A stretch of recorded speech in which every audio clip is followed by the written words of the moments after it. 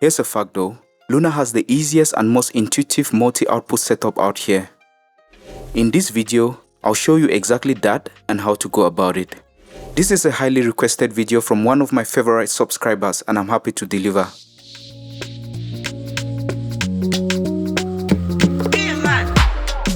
Yo guys, I'm B-Man and you're welcome to the video. Let's explore Luna.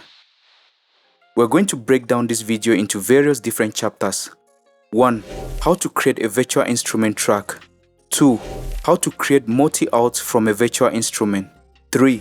How to route single instruments into different multi-outs. And 4. Various different options to export multi-outs. Let's get to it. So guys, this is a complete blank slate session in Luna and I'm going to use it to demonstrate how everything works. The way you go about it is, first you come over here to the extreme left on this tracks window, then you click on this plus sign which pops up this window. It gives you the option to create either an audio track, an instrument track or a bus track. Obviously we are creating an instrument track to set up multi-outs, so we select instrument. When you select instrument, the window gives you further options to customize the track. I'm going to rename it as drum set since we are creating multi-outs from a drum set. You then also have the option to choose the number of virtual instrument tracks you want to create over here. We'll leave it at 1. It also gives you the option to choose the track format. It can either be mono or stereo. We're going to leave it as stereo. After the name, we have the instrument. This lets you choose the instrument you want to use for your multi-outs. It popped up with battery 4 here, probably because of my last session. But then, I don't want to use the battery 4. I'm going to use the empty power drum over here. It then gives us the option to choose the tape. We can either have the oxide or the Studer. I choose the oxide for this one. You can always change it later. It also gives you the option to choose the console. You have the API Vision console or the API 2500. I choose the API Vision and then we go ahead and create our track. Now when the track is created, it pops up over here and these are the different elements of the drum set.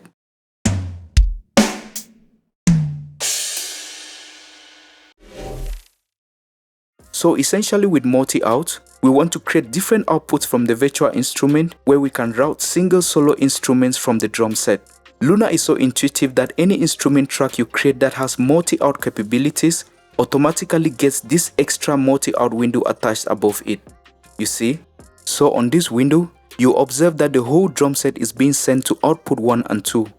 But then if you click on this plus sign, we get a new multi-output window where we can create different multi-outs to send different elements of our drum set into. In this window, first you get the multi-out which lets you set the number of multi-outs you need. In this case, we want to create 4 multi-outs. We then have the option to choose the track name. We'll just leave it at multi for now. We can always change it later. We can open this more settings which gives you the tape option. In this case, we want the oxide tape on every multi-out and the console option. We want the API Vision on every multi-out. You can always choose none. So what this Midi out does is, it allows an instrument track to send Midi data out of the door to trigger an external hardware synthesizer like a Moog. You get the point. We just leave it at all. Then you also have the cascade Midi output which saves you time by automatically assigning Midi channels in a sequence to your newly created multi-out tracks. This allows each separate instrument to be independently triggered by its own distinct Midi channel. Very important. We then click on add and as you can see here, we just created all these tracks, then we click on done. Another thing I would like to mention is, you can either create these multi-outs like we just did, or you can come to the workflow window and on the main drum set track itself, you can select this multi-out option which gives you the same multi-out window to do the same thing we just did. You see, now that we have our multi-outs created, let's punch in the most basic drum groove for further demonstration.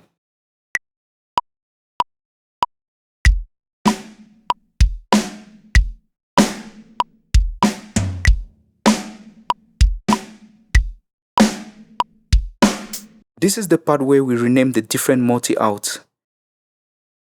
We're going to have the kick drum on the first track. I might as well include a crash. So, back to the drum set. As you can see, These are the multi-outs here, and each track is sending its signal to a different output. The kick is sending to 3 and 4, snare to 5 and 6, tom to 7 and 8, and crash to 9 and 10. As you would notice, all the instruments are still coming out from the main output, which is 1 and 2. What we want to do is, we want to assign the kick, snare, tom, and crash to separate different multi-outs we just created. The way we are going to do that is, we are going to come down here and select this mixer, then we send the kick to output 2. You can see. We send the snare to output 3. We send the tom to output 4 and the crash to output 5. Then we have this.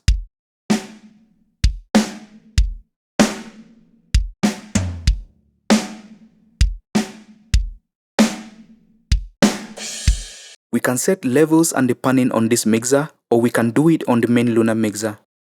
Let's punch in a basic hi-hat pattern on this just so it sounds a bit decent.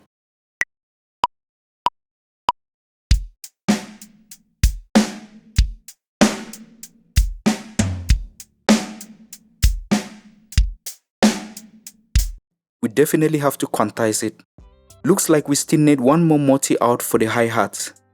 Let's do that over here and add just one more. Guys, you already know the drill. Let's grow this community. Please hype the video, drop a comment and subscribe if you haven't already. Because I understand that every virtual instrument doesn't have the same GUI or setup, you might find it a bit difficult navigating how to set up multi-outs on every different instrument. The advice I'll give here is, whenever you load up any virtual instrument that offers multi-out functions, you first should check out if it has a mixer for output options. And when you check out the mixer, if it doesn't offer you directly on the mixer, or if it doesn't have the mixer at all, you might want to find out where the output is on that virtual instrument.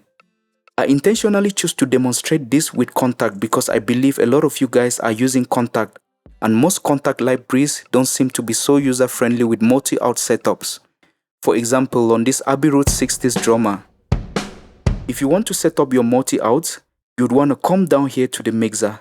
Now when you're down here, instead you'd want to come here at this channel window and you'd find the output here.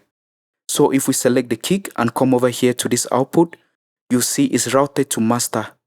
You can then click here and select output 2. Output 1 is normally the master output. You see, the kick is already sent to output 2. When you select the snare and come over here, you see it's routed to master, so you select output 3. So, now the kick and snare are routed to output 2 and 3. Something worth also mentioning, especially with live drums, is live drums are recorded with multiple different microphones. So you'll easily find a situation where a kick drum is bleeding to the snare or a snare bleeding to the hats. You see there's a top mic, a bottom mic, there's a bleed. I'm saying this because you might find yourself in a situation where when you send a kick to its own output and do same for the snare, you might find out some of the kick sound is still coming out of the snare output. That's a mic bleed and is very normal with live recordings. You can either leave it like that, or you can come over here to the settings and take care of it. In most cases, you want to leave it like that because it preserves the natural sound of a live drum recording. Let's check out setting up multi-out in Battery 4. Let's pick any random kit here.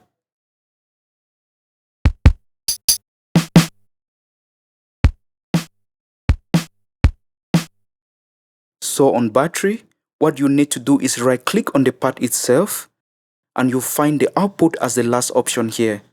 You click on it and select direct output, then select 3 and 4. You see, it's routed to 3 and 4. We select the snare and set it up for 5 and 6. You see guys, very easy. It's very important to know that every virtual instrument has different ways to set up multi-outs. You just want to look around for mixer and or output. These are just a few examples. Let's build something around that drum groove. Let's add another virtual instrument. We come back here to tracks, instrument. Let's add, we need some chords. I like this UVI workstation.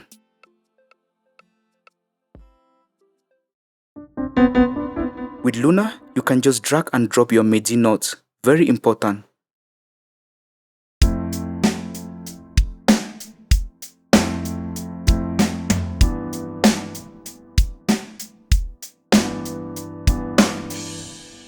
We can come over here to the mixer and you see it already has a console. We did that when creating the instrument track. It also has a tape already. Let's push the tape and see what we get.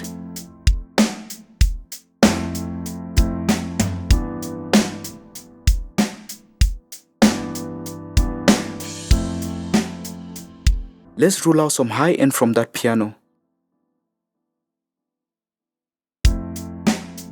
Make it dark. Beautiful. I feel like adding a bass line to it. Let's create another track, a bass track. I like the modo bass. There you go.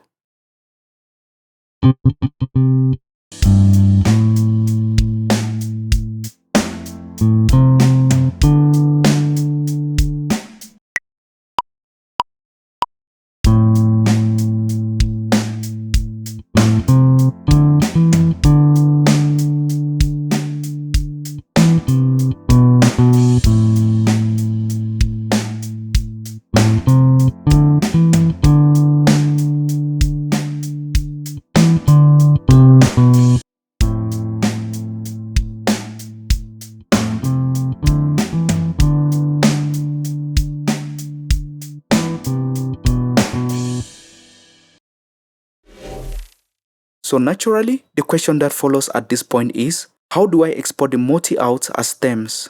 The way you go about it is, if you click over here in this mix workflow window, it opens you this tab, and if you click on this mix down, it opens you this window over here in the left. Now these are the export options. You can choose to export including MIDI files for tempo map and instruments. You can bypass the effects. That's if we have effects on the track, like the console. You can preserve mono tracks. This is in a situation where we have mono tracks, and in this case we don't. That's why it's not highlighted. Then you can select the real-time mix down, which forces your DAW to bounce your mix in normal playback speed rather than processing it as fast as your computer's CPU can manage. But then we're not doing this. So, the first window gives you the option to choose which of the instruments you want to export. You can either export the complete drum set, or you select the different instruments you want to export. And when you do that, it shows up here. You can double click to rename. This is so you get the point. Then Save To lets you choose the location in your hard drive where you're exporting to. The file type, for now, is showing MP3. You sure don't want to export as MP3. You want WAV files. The sample rate, we want to keep it at 48K. The bit depth, in most cases, I'll go for 32-bit if I intend to further process the sound, but then it's going to give us larger file sizes, so 24-bit works. Then when you select export, we have the track out. With the second export option, maybe you just want to freeze the tracks with all the processing going on, so you can always come back and make further adjustments if the need be. What you want to do is go to the mixer view, select Shift on the keyboard, then select all the tracks. Then if you come back and click on this freeze icon here, there you have it.